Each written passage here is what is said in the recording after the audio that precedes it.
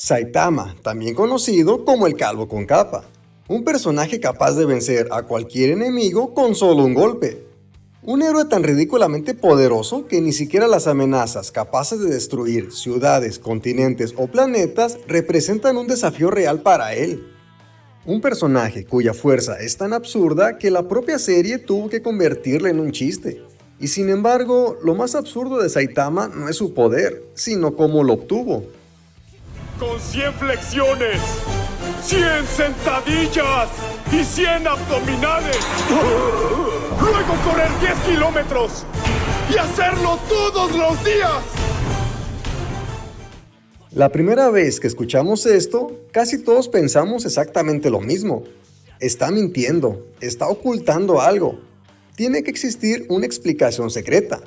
Porque sencillamente resulta imposible creer que semejante entrenamiento pudiera producir semejante resultado. Y sin embargo, esa era la verdad. No había nada más. Y precisamente por eso el poder de Saitama se volvió tan absurdo. Pero quizá hemos estado analizando el entrenamiento de Saitama de la manera equivocada. Porque normalmente juzgamos el entrenamiento de Saitama en términos absolutos. Y nos preguntamos si eso es suficiente para justificar semejante poder. Pero tal vez esa no sea la pregunta correcta. Tal vez la pregunta correcta sea otra. ¿Qué tan imposible era ese entrenamiento para Saitama? Porque el entrenamiento de Saitama no es impresionante en términos absolutos. Es impresionante en términos relativos. Relativos a quién era Saitama. Un sujeto común. Alguien que no nació para ser un guerrero. Alguien que no contaba con habilidades marciales de forma natural. El concepto de Saitama es una metáfora hacia un camino imposible, un camino obstaculizado por una pared llamada límite. Nunca seré un héroe. Solo soy un tipo común. ¡Ya llegué a mi maldito límite! ¿Tu límite? ¿Quién decide cuál es tu límite? En lugar de aferrarte a tus derrotas, concéntrate en seguir avanzando. Y para entender mejor esto, tenemos que hablar de algo que ocurre en la vida real.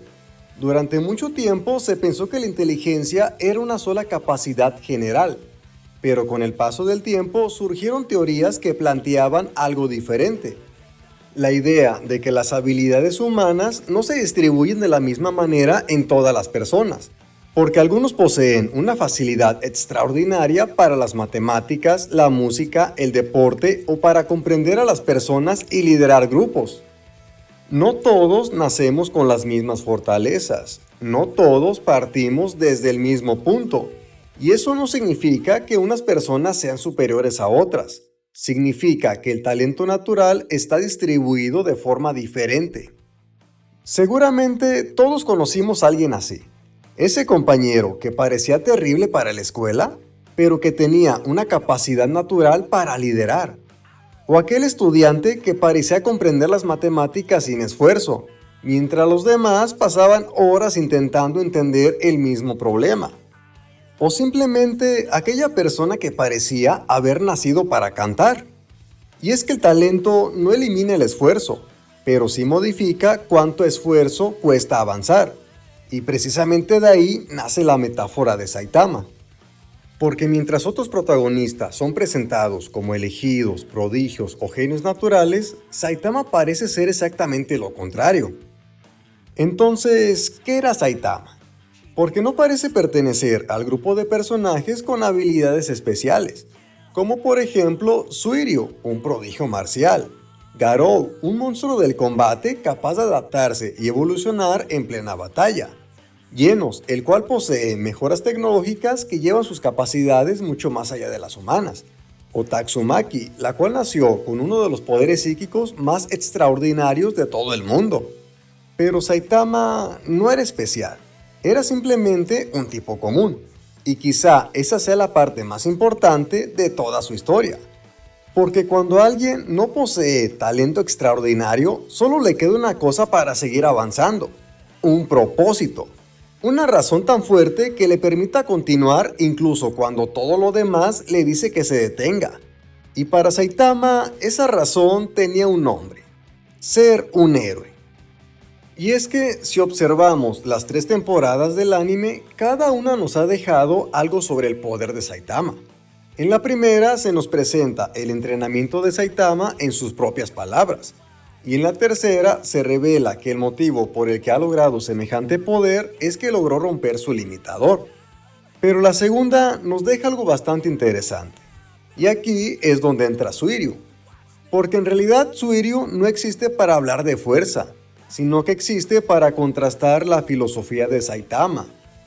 Suiryu es exactamente lo que muchos creen que deberían querer ser. Es atractivo, es talentoso, es poderoso, gana sin esforzarse demasiado, puede vencer casi a cualquier rival y disfruta de una vida cómoda gracias a ello. Prácticamente representa el éxito construido sobre el talento natural, mientras que Saitama representa lo contrario, el éxito construido sobre el sacrificio. Y eso es precisamente lo que Suiryu no entiende. Cuando ambos hablan, Suiryu trata a los héroes con desprecio. Para él son personas débiles que se esconden detrás de ideales. Personas que hablan de justicia, de sacrificio, de proteger a los demás, pero que al final del día no poseen el poder suficiente para cambiar nada. Y desde su perspectiva tiene sentido, porque Suiryu siempre vio la fuerza como una herramienta para vivir mejor, nunca como una responsabilidad, deber o sacrificio. Y entonces ocurre algo interesante. Cuando los monstruos aparecen, cuando la situación deja de ser un torneo, cuando la muerte se vuelve real, Suiryu descubre algo que jamás había entendido. Los héroes siguen peleando, aunque sepan que van a perder, aunque estén heridos, aunque sean más débiles, aunque no tengan ninguna posibilidad real de ganar. Y eso rompe por completo su visión del mundo, porque por primera vez entiende que los héroes no luchan porque puedan ganar, luchan porque hay alguien que necesita ser protegido. Y ahí es donde aparece el verdadero significado de Saitama. No eres el único que hace lo que quiere hacer. Eres Suiryu, ¿cierto? También te daré un consejo. Si solo buscas diversión, sugiero que no te hagas más fuerte.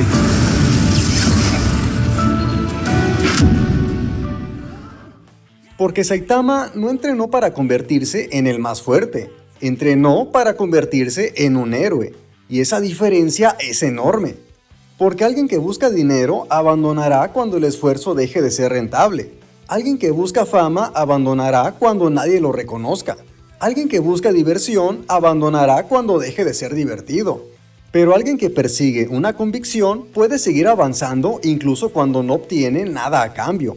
Y eso fue exactamente lo que hizo Saitama. Saitama no rompió su limitador porque su entrenamiento fuera extraordinario. Lo rompió porque para él ese entrenamiento sí era extraordinario. Porque al final, quizá el verdadero limitador nunca fue físico, nunca fueron los músculos, ni la resistencia, ni la genética. Quizá el verdadero limitador siempre fue aquello por lo que estamos dispuestos a sufrir.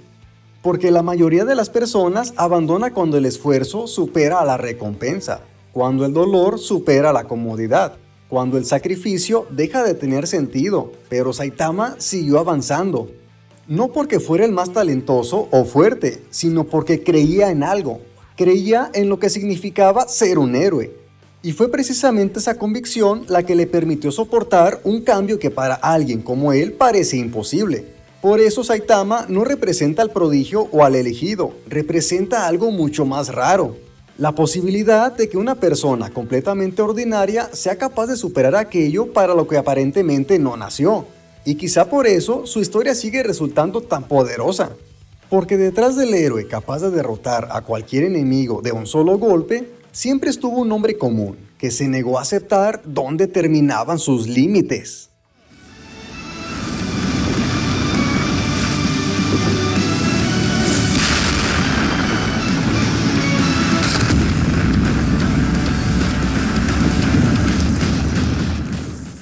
Esto ha sido todo por el video. Si te gustó, no olvides dejar tu like y suscríbete para seguir viendo contenido.